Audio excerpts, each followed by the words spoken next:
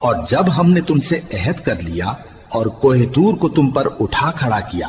اور حکم دیا کہ جو کتاب ہم نے تم کو دی ہے اس کو زور سے پکڑے رہو اور جو اس میں لکھا ہے اسے یاد رکھو تاکہ عذاب سے محفوظ رہو، پھر تم اس کے بعد عہد سے پھر گئے، سو اگر تم پر اللہ کا فضل اور اس کی مہربانی نہ ہوتی تو تم خسارے میں پڑ گئے ہوتے۔ اور تم ان لوگوں کو خوب جانتے ہو جو تم میں سے ہفتے کے دن مچھلی کا شکار کرنے میں حد سے تجاوز کر گئے تھے، تو ہم نے ان سے کہا کہ ذلیل و خوار بندر ہو جاؤ، اور اس قصے کو اس وقت کے لوگوں کے لیے اور جو ان کے بعد آنے والے تھے عبرت اور پرہیزگاروں کے لیے نصیحت بنا دیا۔ اور جب موسیٰ نے اپنی قوم کے لوگوں سے کہا کہ اللہ تم کو حکم دیتا ہے کہ ایک بیل ذبح کرو،